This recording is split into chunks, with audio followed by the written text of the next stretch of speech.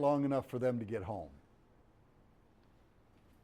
So what I want to do is I want to go where they're currently living. So I take that, I go to where they're currently living. The first thing I do is walk by their car. If their car's full of junk, that's what your house is going to look like. I go in the house. If it's a mess, that's what your house is going to look like in 2 months. So I just qualified the tenant by what I see. Is that a fair assessment of a tenant? Well, of course it is. If they're, if they don't take care of their property, why would you want to put them in your nice rental? So that just disqualified them, but I don't tell them that. I get that signed, and then now the management company does all that I probably know who owns. Very important. What is the best use for that property? See, that's one you need to know as you drive through the neighborhood. What's the highest and best use? Is it a rental? Is it one to put students in? An ALF? Veterans? What is the highest and best use? Or is it a homeowner house? You'll realize that driving through your neighborhoods. If it's a bad neighborhood, it's not a place someone that can qualify for a mortgage that have small children is going to want to live. It's a definite rental neighborhood. So you have to know who you're dancing with, if you know what I mean.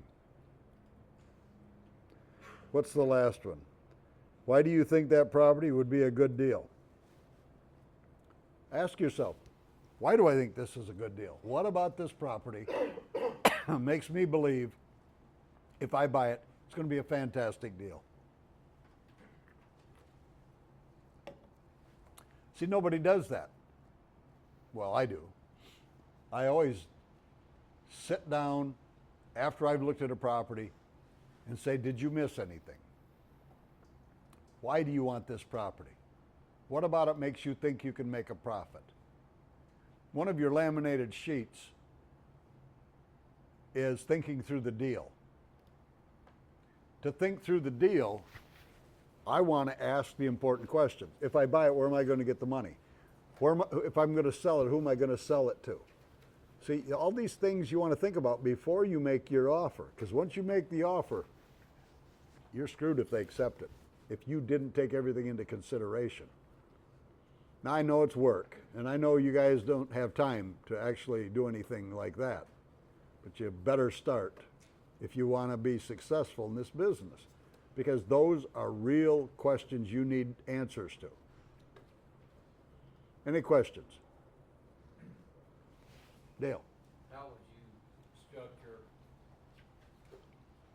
a probate to say that they want $80,000 for it, it's a bargain to rent it out, you're going to rent it out for a down payment? Would you not put anything down, or just say how much do you need a month for it if they want to go with terms? Well, one of the things that on your laminated sheets, all of you, the first question is, why are you selling a nice house like this, even if it's a dump? Well, it's a dump. Do you want to say, why are you selling this piece of crap? That's really going to build rapport with the seller. Why would you sell a nice house like this? Number two, what do you need the money for?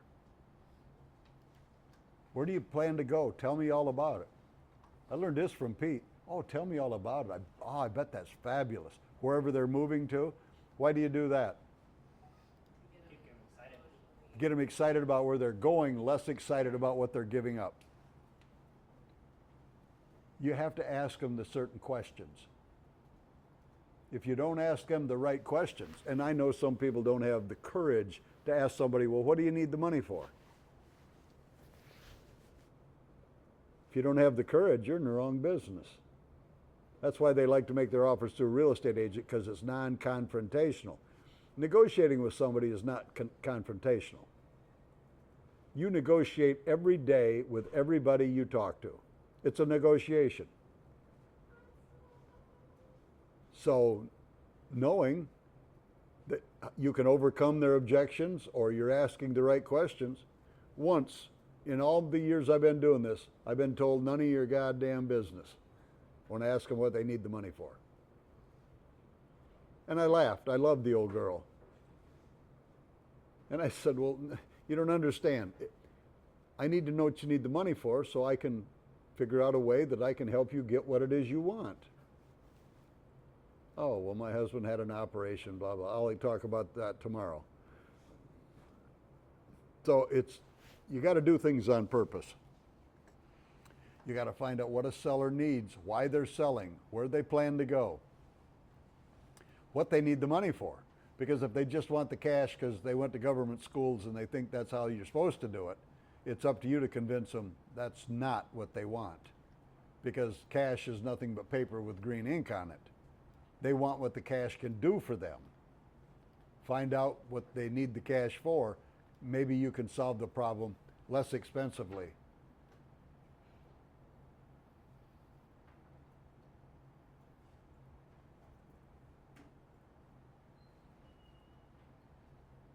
So just understanding, you don't want to miss anything when you go into a neighborhood, because if you do, there may be a reason. We bought a property once where it was on a dead-end street. Everybody was selling. So the guy I was buying with, Dick, decided he was going to find out why. So he knocked on a neighbor's door.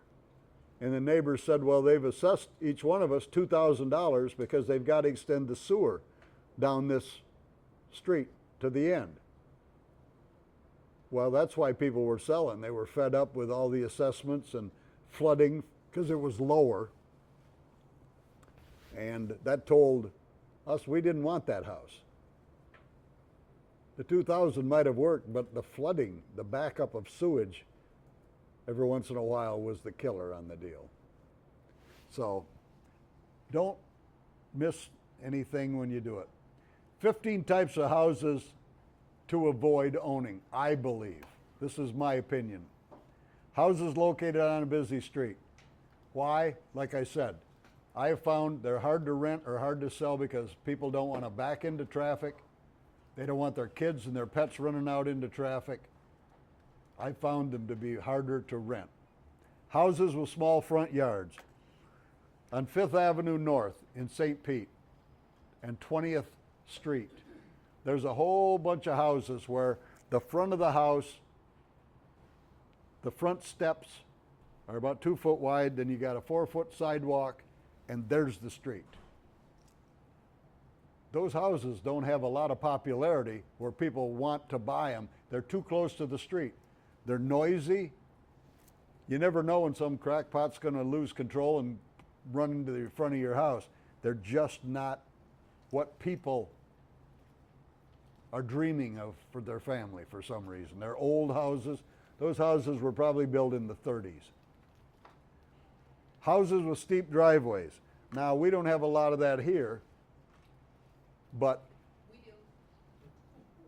yeah, because you live in that foreign land far, far away. Yeah. And what I said, when I lived in Michigan, steep driveways were just not something people wanted because snow and ice. And you got to understand, the old houses that had the steep driveways, 90% of them at the top had a place for one car to park. Well, families today have 2 or 3 cars because they have kids. Well, if the driveway is steep and icy, where does that second and third car park? In the street. If there's snow removal, you got to get up at 4 in the morning and move your car so they can get through with the plows. It's a hassle. People don't want it. Now, I said that in Pittsburgh. And somebody raised their hand and said, Larry, that's every house in Pittsburgh. So I guess you get used to it. But steep driveways, houses near an industrial park, an airport, or near a busy highway. Noise. That's just not what many people, even though you get used to it, a lot of people will be turned off by that. Houses that have a floor plan that's functionally obsolete. Pete, do you remember that house that we all went to look at? I can't remember where it was. They finally bulldozed it. Did you buy that? The neighbor bought it. I've seen several of those. Yeah, but there was something that was obsolete about that house that just didn't have a good floor plan. Do you remember what it was? I don't remember down here. In New England, when I lived up there, many of them were like built like a railroad car. We had to walk from one room to the next, to the next. Yeah. That was a big problem for me. It was you and I and somebody else went through that house and looked at it, but eventually the neighbor bought it and they tore it down. Sure. You remember that house? Yeah, that wasn't obsolete. That was a dreadful, dreadful, vicious person who was losing the house to a lender and destroyed it. Yeah, They stole everything. it was ugly. Houses small in size with small square footage of living space. Why? Because even though we now have small house nation, that is not what most families are looking for. The ladies want adequate space. They want walk-in closets. 8 by 10 bedrooms are no longer what the ladies of the house are looking for, because you can't get your king-size bed in one of those. And people today have king-size beds and jacuzzis and, you know, all the good stuff. Houses with flat roofs. I explained why I don't like houses with flat roofs. They're just not aesthetical, that people like the looks of, unless you find that one person that loves the looks of that type house. Houses built on or near low swampy ground. You know, not everybody wants a place where the backyard has standing water. They just can't wait for their kids to run around in ankle-deep water with snakes. Another thing, mold. You'll always have mold issues, respiratory issues. Dampness is not good. You can't mow because your tires on your mower are always wet and it clogs up the grass. It's just not a place most people want that has a swampy yard.